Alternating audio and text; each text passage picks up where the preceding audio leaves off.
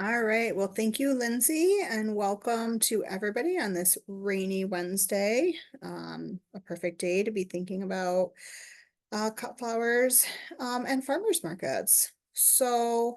Um, as Lindsay said, my name is Laura Biasillo. I work at Cornell Cooperative Extension, Broome County as the Ag Economic Development Specialist, and also co-chair the Agritourism Program Work Team and the Regional and Local Food Systems Program Work Team at Cornell. And I've been here just about 19 years, so have a little bit of experience with what I'm going to talk about today. So as you can see on the slide in front of you, this is our agenda for what we're going to be talking about. So we're going to think about, the types of shoppers at the farmers market, how you're displaying your product, thinking about risk management and how you're letting folks pay for your product, permits and licenses, and then a little bit about marketing. And then we'll transition to my friend Uliana and she will bring it home. So we're gonna think now about the folks that we see at the farmers market. So, first we have the managers, we have customers, and we have kind of the stakeholders of the farmers market. And before we get too far into this, I would love to see in the chat how many folks currently do farmers market with cut flowers. And who do we have in the room? The virtual room.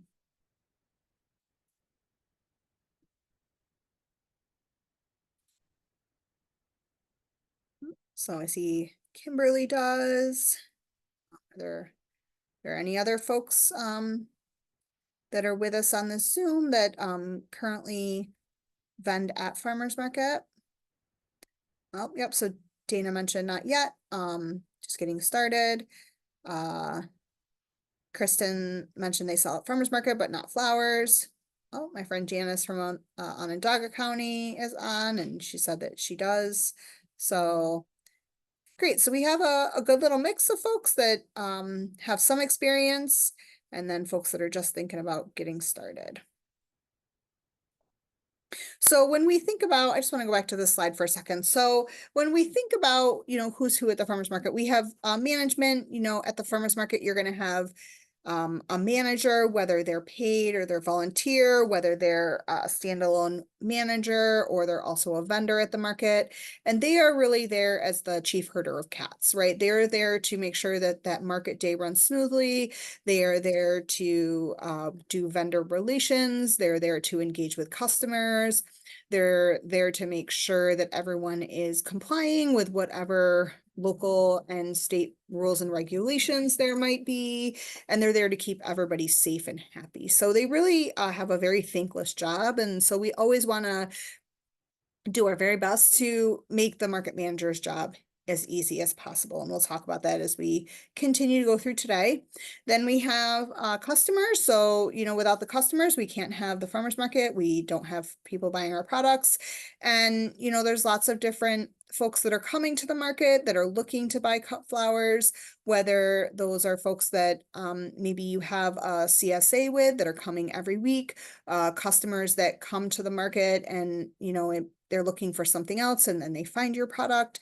And then, businesses or other folks that maybe are looking for local flowers for events, for weddings, for meetings. It's becoming more and more popular. I see at larger scale events where, that event coordinator or even brides or, mothers of the brides who are looking to coordinate bridal showers or weddings, are looking at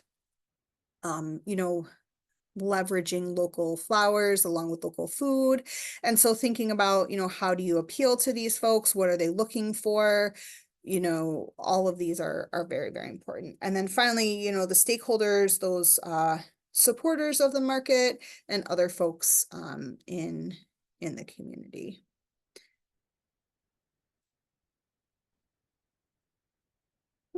All right, so now we're going to think about, what products are you selling at the farmers market, right? So when we're doing cut flowers, there's a few different options.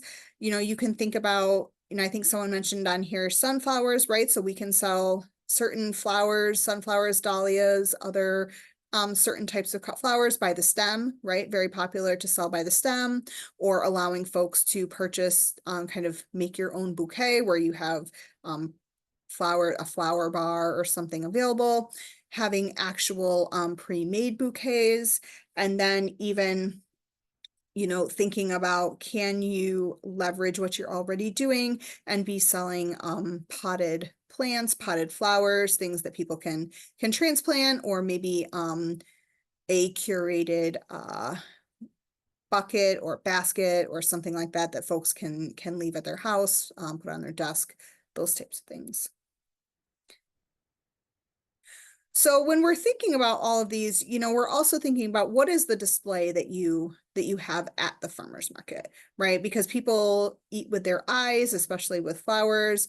They're thinking about the colors, you want to draw them in. So, how are you handling a display? So here we have 4 different color options, 4 different ways that we have seen at farmers market where folks are selling cut flowers. So what we see in that top left is where they are the pre-made bouquets. They're wrapped in the wax paper or the brown paper, and they're very clearly labeled as to what they are and how much they cost, and then folks can see and grab what it is that they want to do, but it's only really one level, right? It's very flat, very static. Then right underneath it, we see another one where they're starting to mix different ways that you can display, right? So they have pre-made wrapped bouquets in those aluminum tubs, and then they have another level that's up higher where they also have them available in glass jars, because some folks may not have a vase at home, and so you want to be accessible to all folks that might be interested.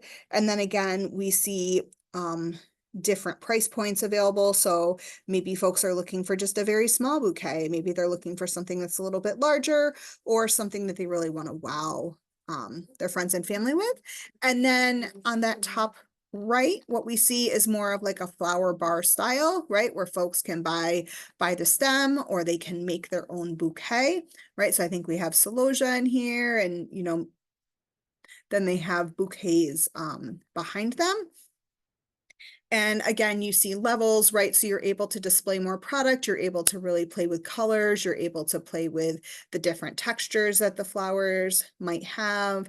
And then on that bottom right, what you see is, someone who's just leveraging the very clean look of using mason jars and the, pre-made bouquet. So, all of them are options. It really depends on what your ability is at the farmer's market that you're at. How much space do you have to work with? Do you have ready access to water? Do you want to be bringing glass with you? Do you want to be wrapping bouquets for folks and allowing them to choose their own bouquet? Giving choice definitely appeals to customers, right? Because they can make the bouquet that they want. They don't have to choose the bouquet that you made for them. And if they want all purple celosia in there, then that's what they're able to do. It does take a little bit more time on your part now at the market itself, because instead of making all of your bouquets and having it as a grab and go type of situation, now you are providing a higher level of customer service and putting more time into each customer transaction. But again, that will pay off, because now folks are able to really curate and customize the bouquet that they want, and you can really give that up to them. So now we just want to talk about how perception is reality at the farmers market. So when we're thinking about the how we present ourselves at the farmers market, there's a really great graphic that I found that we see here on the right-hand side of the screen, where we can really think about what sells, at a market, how we can present ourselves versus, really what we may not recognize, but really just may shoot us in the foot in the end. So, when we're thinking about how we get ready for market, do we have a neat appearance? Are we wearing clean clothes? Do you have a branded t-shirt or hat or sweatshirt for your farmer's market that you can wear that folks know who you are and what your farm is all about. You know, are you reliable? Do you show up on time to be ready for when the market starts? Do you always have product available? You don't run out, 1 hour into the farmer's market and then folks, maybe aren't sure if you're actually going to be at market that week. How friendly are you? Are you greeting customers? Are you saying hello? Are you asking folks how they are doing that day? Do you have information available to them about how they can care for that bouquet of cut flowers? Do you have information about the varieties and, how they're grown and, seasonally what they look like? All those types of things really elevate you to the customer. Some things that we want to try to minimize, right, is, being unreliable, maybe getting to market late on a regular basis, running out of product, not taking the time to make sure that we change our shirt out of the, maybe farm t-shirt that, we wore in the field when we were cutting the flowers or in the greenhouse when we're, getting ready for market. If we don't have any information on our table or on our clothing that identifies who our farm is and what we're all about.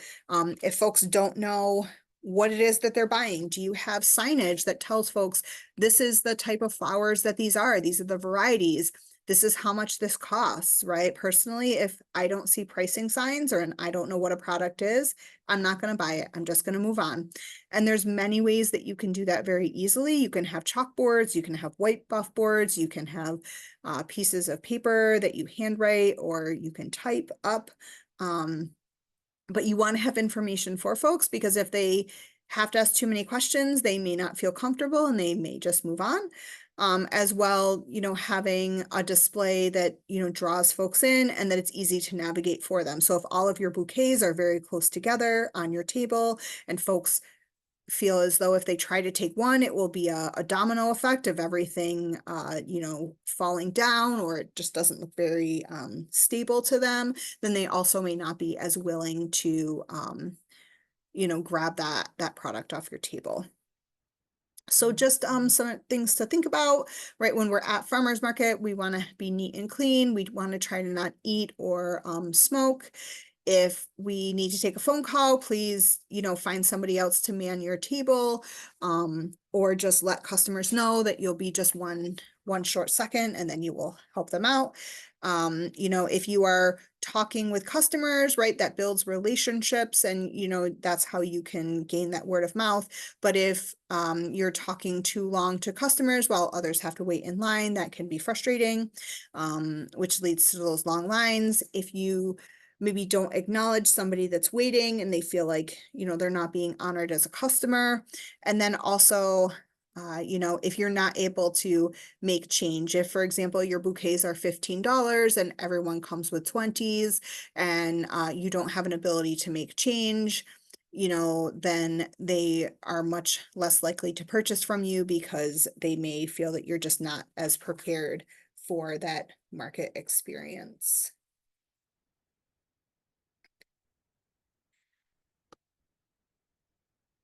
So before I move on, I wanted to ask if folks have any questions about what we've talked about right up to this point. If you have any stories of things that you've experienced that you'd like to share, or anything else.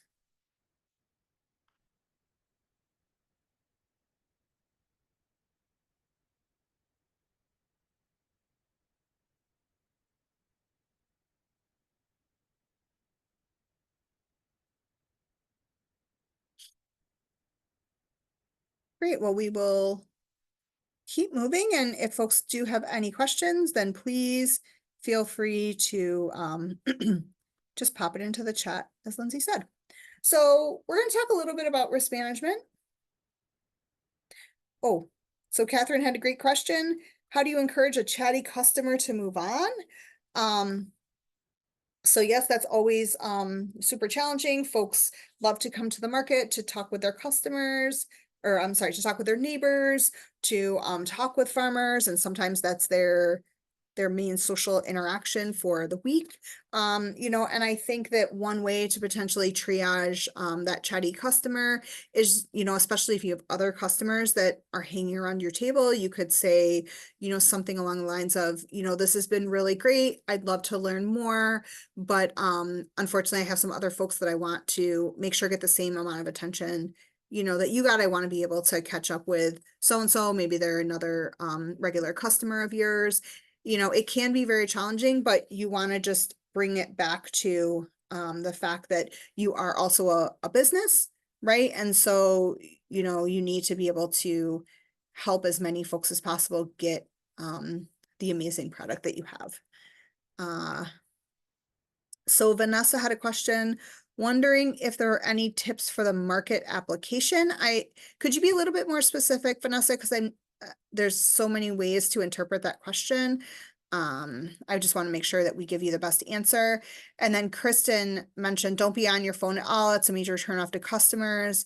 I acknowledge the person behind them and tell them I'll be right with them. That usually makes them realize there's someone waiting behind them. Yes, that's a really great recommendation, Kristen. You know, really try to just help folks understand that, you know, there are other folks there. Yes, with lots of smiles. And thank you very much. We really appreciate you being here and purchasing. Okay, meaning farmers typically have to apply to be a vendor at a farmer's market. Yeah, so again, Vanessa, I'm not completely sure. You know, each market operates on their own across the state. There's over 700 of them. They all have different application processes and require different things from their vendors. So without seeing a specific market application, I'm not really sure how to best help you, but if you'd like to follow up offline, Lindsay can for sure provide my contact information in the chat. So thinking about risk management is really, it's the thing that we don't want to ever have to do, but it's really important. And we're going to talk about why we have to do it and what it means. So risk management is important because you need to protect yourself, right? As the individual, you're protecting your farm and you're protecting the farmer's market. So the way that I explain risk management is, you know, all of folks that are operating as a business should have some type of formal business structure. And whether that is the lowest level of a DBA license, a doing business as, which you can get from your county clerk, all the way up to forming an LLC or a sole proprietorship or some other formal business structure. This is a way to protect yourself personally and give a layer of separation with what happens on the farm versus your own personal life. It's also a way to protect your farm because God forbid something happens. Let's just say, for example, that someone comes and buys from you at the farmer's market and you're selling a vase, a bouquet in a vase, a glass jar, and someone drops that jar and then they cut themselves, or maybe something else happens, you know, they might want to sue you, right? And so having insurance, protecting yourself gives you protection. Additionally, maybe again, someone buys a cut flower bouquet from you. They didn't know that they were allergic to that type of flower, allergic to pollen. You know, anything could happen. Again, you're giving yourself protection as well as the farmer's market itself, because if something were to happen, when people do bring a lawsuit, they're suing everyone. So they're suing you, they're suing your farm, they're suing the farmer's market where it happened, they're suing the owner of the facility where that farmer's market is taking place. And so you want to have that protection, and it does not cost that much in the grand scheme of things. It is a business expense that you can write off on your taxes. And there are organizations which specifically focus on insurance for farmers market vendors. One of them is Campbell Risk Management. It's like the soup, and they're out in the Midwest, but for many, many years, they were one of the exclusive farmers market insurance providers for farmers market vendors in New York State. So if you look them up on the internet, they can actually give you a virtual quote, and you can get a sense of what it might cost you if you don't already have that. Yep, and Kristen mentioned hers is about $300 per year for the whole farm. Again, it really depends on the types of products that you're doing. And quite honestly, if you're doing things in glass, it's going to be more expensive than if you are simply doing pre-wrapped bouquets in the wax brown paper, or doing like a flower bar where folks can curate their own. Things that have potentially higher risk will cost you potentially more in your insurance, but it's just, it's always best to have a conversation with your insurance provider and let them know what you're thinking about doing, and they can help you know how to best navigate it. This is also really important if, in addition to doing farmers markets, you're also considering letting folks come onto your own farm and maybe cut their own bouquets. Because then folks will be using scissors or some other sharp implement, which again carries some potential risk. Thank you, Janet, for putting that link in the chat. So now we're going to talk a little bit about how you can consider mitigating your risks at the farmers market. Oop. So, one option, as we just said, is think about bouquets, maybe not using mason jars or glass vases, but doing just pre-wrapped bouquets, or allowing folks to curate their own through a flower bar. Another is maybe having a carry out, or having a way to package your vased bouquets, I don't even know if that's a word, so that they're less likely to break. Maybe one would be using plastic jars instead of glass. Always just thinking about what are the potential things that might happen, and then how can you just mitigate, because risks are never not going to happen, right? But we want to do our best to just try to minimize them happening. So now thinking about, how you're letting folks pay at the farmer's market. So bouquets and cut flowers are definitely something that fall into the, higher income, more disposable income bracket at the farmer's market. But we want to always be inclusive and be approachable. So, as we know, cash is still king. But many folks are also starting to accept credit card through Square or Clover or even Venmo, to really be more accessible for folks that maybe are looking at that impulse buy. They didn't bring, as much cash with them as they planned, but sometimes cut flowers can be an impulse buy. So accepting credit cards or debit cards through things like Square or Venmo can really allow you to make potentially more sales. And then I did put Snap on here because if you, in addition to selling cut flowers, do have a greenhouse operation or are able to sell transplants, then folks can use Snap to purchase food producing plants, meaning transplants, potted herbs, things like that, plants that produce food. And so that is also another opportunity and a method of payment that potentially you would be able to accept.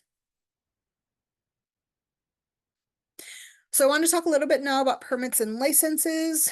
As I mentioned just a slide ago, if you are considering doing potted plants, transplants, live herbs, things like that, you will need to connect with New York State Department of Ag and Markets, Division of Plant Inspection, and apply for a grower license. It's $200 for 2 years. It's a biannual inspection. I think that's correct. It's every 2 years. And then that will allow you to sell plants. And then the other is New York State sales tax. So the sales tax number is something that you can apply for directly with New York State. It does not cost you anything to have it. But once you start charging sales tax, then you'll need to report it on the basis they tell you, and it is based on how much you're making, so you'll want to check the rules and regulations on that. One recommendation that I always make to folks is that it's easiest for the consumer if you bake the sales tax into the price that you charge them. So meaning instead of charging them whatever you want to charge plus 8%, just fold the 8% in and then take it off the back end on your own end, because it's much more confusing to customers when they're seeing that strange number. It makes it a lot easier for them, and seems to just, you know, not discourage from purchasing. So again, we just have a little bit of information here. So for nursery grower, if you're engaged in the production of plant material intended for sale, you're also permitted to purchase and resell plant material under the same license. And for sales tax, you register with New York State as a sales tax vendor. You'll file annually as long as you owe less than $3,000 in sales tax. So again, if you think you're going to be above that threshold, then you're going to do greater than annually, and you're going to do that through filing what they call the ST-101 online. And then just a little bit about how we're telling our story. So how many of you have some type of social media? And I guess we should update this to also include TikTok, but how many folks are currently using some version of social media?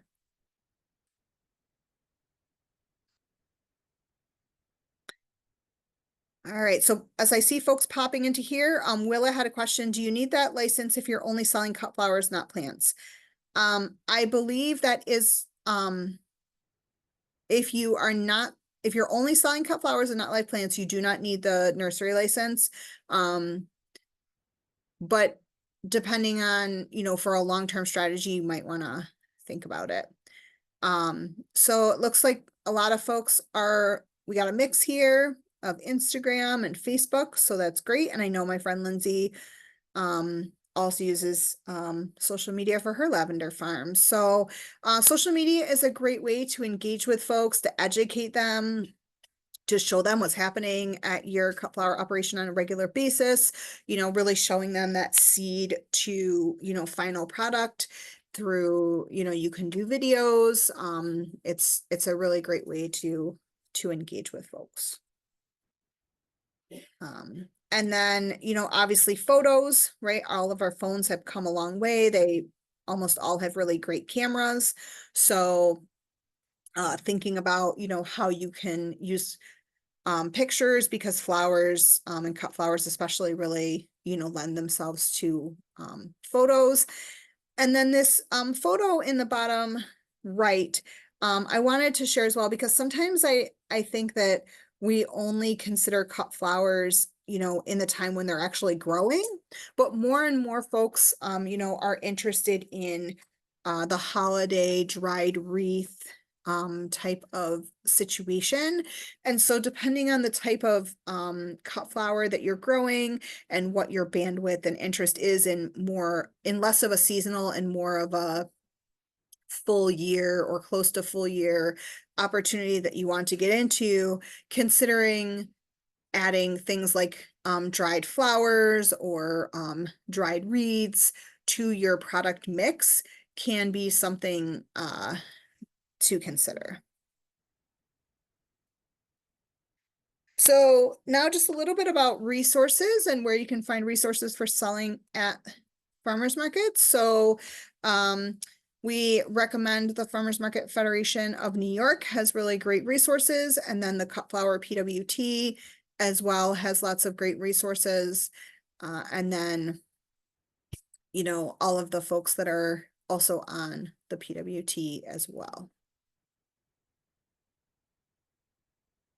So with that, I want to just open it for any last minute questions and then pass this over to Liana so that she can get started.